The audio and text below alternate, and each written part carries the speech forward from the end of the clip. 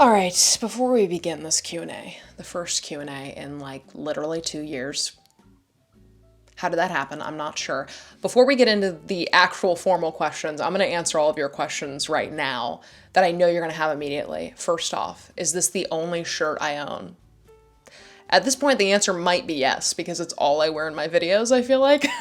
So, apparently, yes. Next question, is someone doing yard work in my neighbor's yard? The answer to that is yes. So you might hear some hammering or sawing. I'm not really sure what they're doing over there. It sounds like they're rebuilding their house because of how much noise they're making. But that's their own business. It's not up to me. It's not up to me. It's my decision to film by this window, and that's on me. Last question is, Noelle, do you have a drink on hand? And the answer is yeah. The answer is yes, my friends. Not only do I have a drink, but it also has little tiny 4-leaf clovers on it. Sorry, these are 3-leaf clovers. Can I count? And that is just a little bit of liquid courage for this Q&A, because we're going to be talking about some stuff. We're going to be talking about some stuff, okay? We're going to talk about PhD programs, what my plans are for the future, what my wedding dress looked like, which I'm not really nervous about that one. I'm very excited to share. And then just some like kind of general social media questions. What happened to my Instagram? What happened to my Goodreads? And what are my plans for this YouTube channel? Cheers to you, cheers to us. Let's take a sip together. Okay, so let's start with, I think, one of the most asked questions, which is, what are my plans now that I have my master's degree? Now that I've graduated, what the hell am I gonna do next? Am I getting my PhD or am I changing careers? Like, what's up? I'm gonna give you an option number 3, secret door number 3. And it might not be too exciting to hear, but my plan is to not do anything with my degree as of this moment. And listen, before anyone types a mean comment about how I wasted my time or wasted my money, halt, pause your fingers, please, and let me explain. Number 1, I have no interest in getting my PhD, at least in this moment. I have no interest in going back to school, so why do that, right? Like, why go back to school? Secondly, I am not looking to change my career because over the last 3.5 to 4 years of my grad school journey, I fell in love with my career. And that was something I did not see coming. So when I applied to grad school, I was 2 years into my career as a video editor. I had no idea what I was doing. I was so new. I had like no responsibilities. I was making so many mistakes. And so I applied to grad school because I was feeling lost in life and uninspired and just like I had nothing. Like I only went to work and then just went home and did nothing all day. So I went back to school. I went back to school for a passion, for a loving, wonderful passion, which was literature. Then two things really happened over the last 3 years. The first one, a global pandemic. The second one, my YouTube channel grew. What? It grew. It is still like the most outrageous thing that's ever happened to me. I'm still in awe of it and I'm thankful for it every day. I still can't believe that people want to sit and listen to me talk about books. It astounds me. But with that meant that I was no longer feeling unsatisfied in life. I now had this amazing creative passion where I got to talk to all of you about books and just make videos about life and reading. But I also got 3.5 years, 4 years further in my career. And now the way I feel about my career is a lot different. I have so much more responsibility. I have worked on so many videos and I love it. So I didn't want to give up on school, but now that school is done, I'm like, amazing. One of the biggest accomplishments of my life. I'm so glad that I got my degree. I'm so glad I didn't give up, but just, I think life took me different ways, right? Pandemic hit, channel grew, career was furthered, and I just am happy where I'm at. You know what I mean? So maybe one day I'll go back to school, or maybe one day I'll change my career. But as of this moment, I'm good. You know what I mean? And with that, another sip. So another set of questions that I got about my degree was about imposter syndrome and how I got over imposter syndrome or dealt with imposter syndrome during my time as a grad student. Because I mentioned this in my best books of grad school, but starting grad school was bizarre because it was like every day I felt like I had tricked the system, that I somehow tricked my way into being admitted into the school, and I felt like I didn't deserve to be there. And I really have two pieces of advice for this. The first piece of advice is to make friends in the program. For me, I felt like I was on an island by myself in this imposter syndrome. I felt like I had no idea what was going on. I felt like no one understood my grad school experience because I wasn't talking to anyone about it, right? Like I might be able to like tell my friends about it, but if they're not in grad school, they're like, I'm sure it's fine. It wasn't until I made friends in the program where I was like, oh, other people feel this way. So I just joined like the graduate literature program club. It was just like a bunch of students and we all talked about being students and we like went to a conference together to present on our papers and stuff like that. And that's where I made friends. And after I made those friends, I was like, oh my God, we all feel the same. I feel like making friends really made the experience more human. The second piece of advice I have on this is to trust yourself. And that's a harder one. Trust me. I'm still trying to figure out how to do it. But you have to trust yourself a little bit based off of the facts. The facts are, I had to go through the same admissions process of everyone else. Like there wasn't like a cheat code for it. I had to submit a writing sample. I had to turn in letters of recommendation. I had to have a good GPA. Like I had to prove my way into it well enough. But then I also graduated with a 3.9.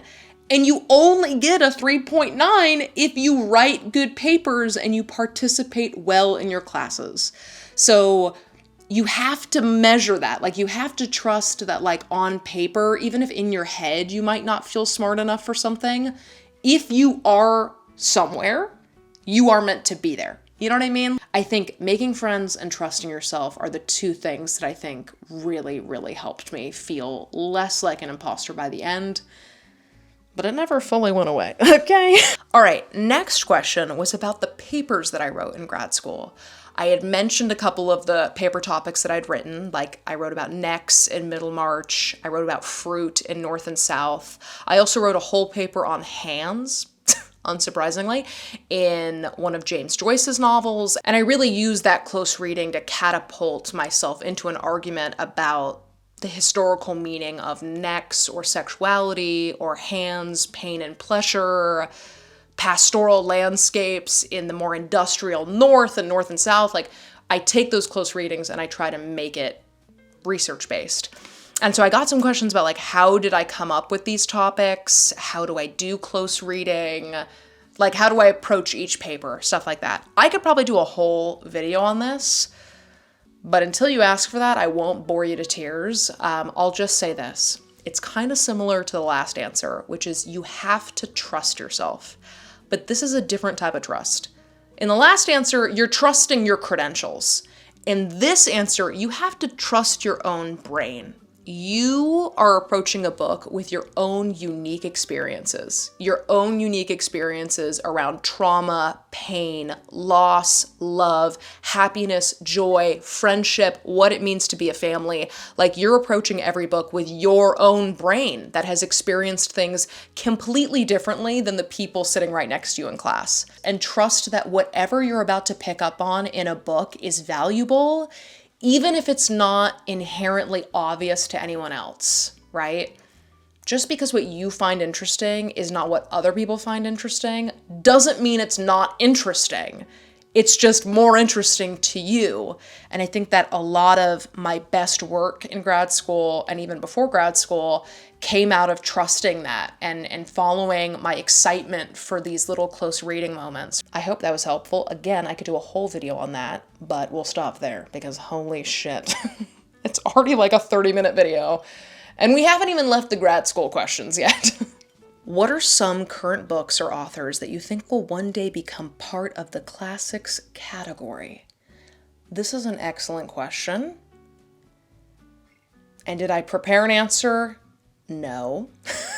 So give me a minute, okay? Just give me a moment. So the first book that comes to mind is The Vanishing Half. But I think what would be interesting about The Vanishing Half would be a conversation between The Vanishing Half and The Souls of Black Folk by Du Bois.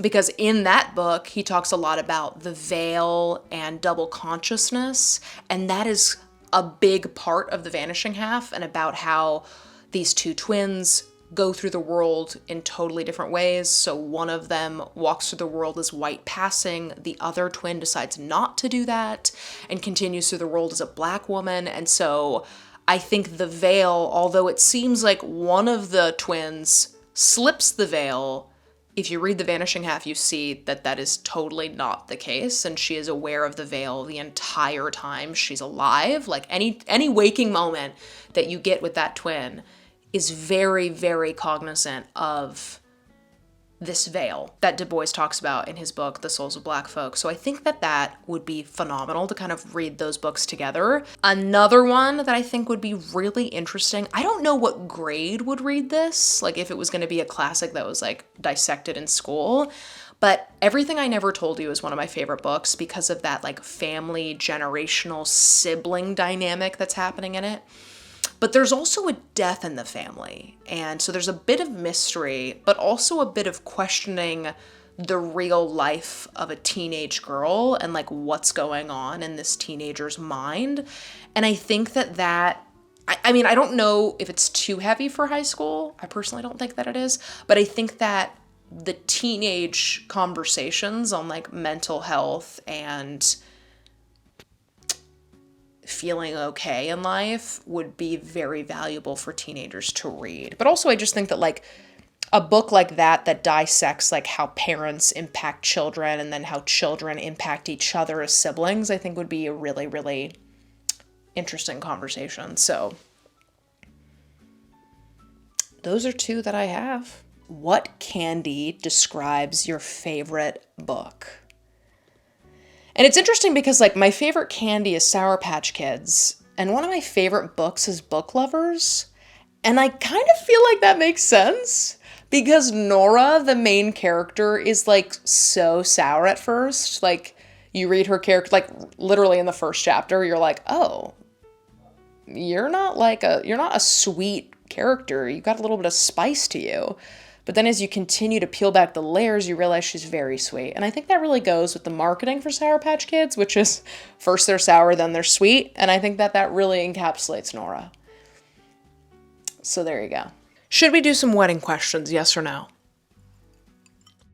I'll take that as a yes, my friends. Let's do some wedding questions. One of the most asked questions I got, not only on the video where I asked for questions, but also the video where I first talked about getting married, was love the photo, Noelle. Like the photo you shared is exceptional and we love it, which thank you so much. That was so sweet to read. But also the follow-up question was, but can we see the full dress? And you absolutely can. You absolutely can, my friends. Here you go. Here you go. This is the dress. It was my dress dreams come true. I loved my dress so much. The sleeves were everything to me. I know they're not for everyone, but they were for me. I was obsessed with them, seriously. I felt like a butterfly, just waltzing around, just floating on love and eternal happiness. So anyway, that's what my dress looked like. It's called the Bronte. Like, I did not plan that. Like, I did not pick this dress because of its name, but it's called the Bronte by the designer Maddie Lane. Are you kidding? The Bronte. I read Wuthering Heights a month before I found this dress.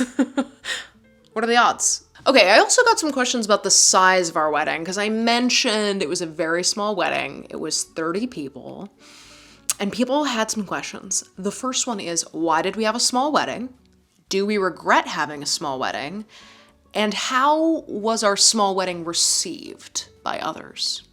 Great questions. First, why did we have such a small wedding?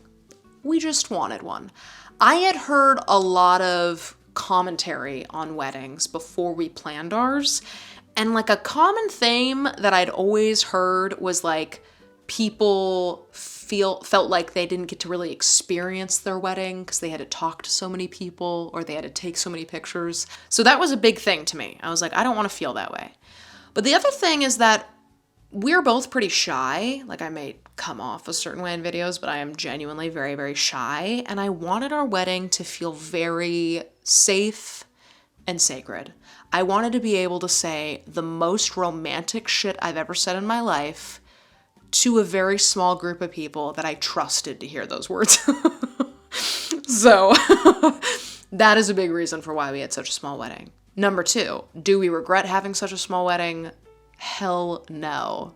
I don't regret that at all. It was seriously perfect. It was like just big enough where it felt like a little bit of a party, but then safe enough where like I could literally cry the entire day and not feel judged, which is exactly what I did. I cried the entire night. I cried the entire night. And I just felt safe. I did not care about who was looking at me. I didn't care. Like, I knew that everyone had my back, and that really mattered to me. Third part of that question, how did everyone else take it? Like, if someone wasn't invited, how do they take it? This is a mixed bag. We've got different responses. Some of them were sad, some of them were very upset, but the best response I got, and this is genuine, the best response I got was from one of my really, really good friends. They said, Noelle, I love the shit out of you, and I'd love to see you on your big day, but it's not about me, and I completely understand. The sweetest thing. And then they said, all I ask is that you send me all the photos the minute you get them. So I did just that, and they called me on our honeymoon and they asked for all the details. Like, they were so, so kind. And so what I would say is that if you are planning a small wedding, or if you have not been invited to a small wedding, and that's been upsetting, or like really any size wedding, what I would say is, at least in my experience and my understanding of other people's experiences, no one starts their wedding guest list with, who can I hurt? You know what I mean? We decided we wanted a small wedding. We figured out the number, and then we thought, who absolutely needs to be there? I did not make my wedding list thinking, whose feelings can I hurt today? Like, who do I want to make sad today? I'm hoping someone cries, so like, where can we start with that? That is not at all like how I approached our wedding list. It was 100% like, who am I closest to? What family needs to be there? And so it was like all done with such love. Anyway, cheers to that. All right, then maybe the last wedding question I'll answer, just because again, I'm talking a lot. The last question I'll answer is, what was my favorite part of wedding planning and what was my least favorite part of wedding planning? Because the person that asked this is getting married, which, congratulations. Have so much fun planning. I know that there's like, wedding planning gets a weird rap on the internet. Like, I feel like obviously it's stressful and obviously it's a lot, but at least from what I saw on the internet, people were like, oh my God, it's like the planning is the worst. Just hire a planner. It's so stressful. It's so annoying. And it's like, that's true. There are points of it that are really stressful, but it's also like, dude, it's like your wedding. Like, also lean into having fun with it and make it your own thing. So anyway, congratulations. To answer the first part of that question, what was my favorite part? My favorite part was honestly just making it very unique to us. We did a couple of things on the wedding day and even leading up to the wedding day that were very, very us, but not branded. Does that make sense? We didn't want our wedding to feel like a brand trip where like everyone got matching water bottles with our wedding date on it, which no shade if you did that. If you did that, I'm sure they were beautiful. But we didn't want to do that. We wanted like a very intimate and reflective wedding towards who we were. So it was really fun to figure out like how we wanted to incorporate our personalities and incorporate our guests in a really authentic and wonderful way. And I think we pulled it off really well. That was like one of the main compliments we got, which was like so many people came up to me and were like, how did you think of everything? Like, how did you make it so you? Like, you know what I mean? And that was like the sweetest compliment. So that was definitely the most fun thing. The least fun thing is all of the fucking emails. I'm going to be honest. I'm going to give you a toxic truth of mine. I hate emails. I hate emails. First of all, I hate when there's unread emails in my inbox, but I hate responding to them. Like, obviously, if they're like from a friend or they're very like fun and friendly, I love that. But if it's like business related emails, oh my God, I can't stand them. So that's a lot of wedding planning. It's a lot of like emailing new people and being like, hi, my name's Noelle and I'm getting married. Like, I hated that part of it. And then you get a response and then you have to respond and it's just like, it's a lot. So I didn't like the emails. I did hear a really good piece of advice to make a separate wedding email account. So all of your wedding emails go straight to one place and you don't have to like sift through your personal emails. I wish I did that because that would have helped so much. But yeah, I hate emails, but I loved making it our own and it was pretty wonderful. So there's that. Okay, I don't know if I'm just red from the drink or if this blush is really just this much, my lord. Let's do another like random question. Let's do, what's your dream career? My dream career. My dream career would be, now I have never written anything, so just keep that in mind when I answer this next question. I think my dream career would be to write romances and just read romances all the time. Like basically what Emily Henry's doing, which is like she writes really fun romances and then she also reads a bunch of romances and like promotes romance. Like, I can't really think of a better life.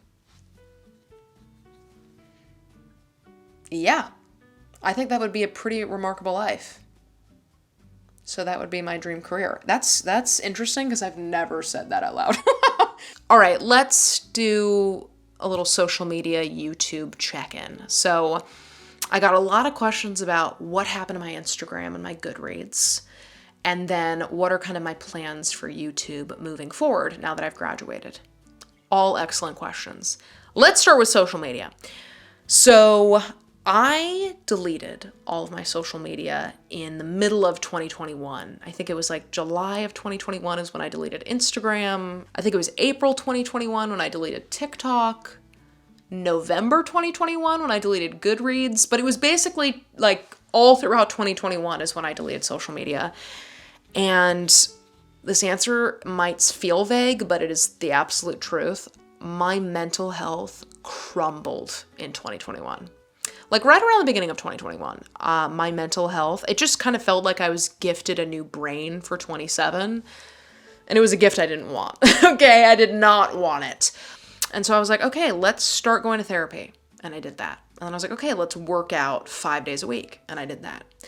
And then I was like, okay, let's post less often. And it just felt like I still wasn't good and I needed to do something else. And so social media just felt like the only thing I was willing to give up fully in order to try to fix what was wrong in my brain.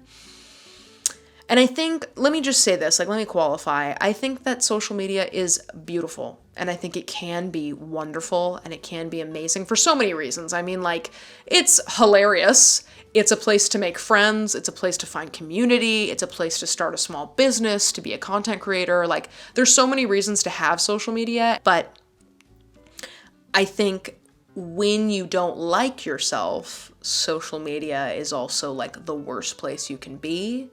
Because for me, it was the place that I went to like compare myself to everyone, and it's the place where I tore myself down. So I'm sorry if that's not a very satisfying answer, or if it just feels kind of vague, but like mental health, I feel like is super personal, and my mental health spun out of control. I didn't recognize myself. I didn't recognize my brain. I couldn't recognize how I was dealing with problems. Like, I was so happy my whole life. And like so optimistic and silly. And now I'm not. It's just like really hard for me to accept this new brain. And let me just say, it's not for like a reason. It's not like a thing happened and I just can't get over it. It's just, I mean, runs in your blood. and just life, you know? So I don't know. But that's why I deleted. Again, if I ever make another like Instagram, I'll make sure to let you know. Absolutely. I'll make sure to let you know right away. But as of right now, I think it did really help. I think I am doing a little better. And I think it's because I don't have social media. So that's that. The other question I got in terms of the internet are, what are my plans for this YouTube channel now that I've graduated? And it's a great question, and I hope it's a satisfying answer. I make better videos when I'm happy. And so there was a time when I felt like, well, just get a video out a week. Like, it doesn't matter. Like, even if you're not feeling good, like, just post something.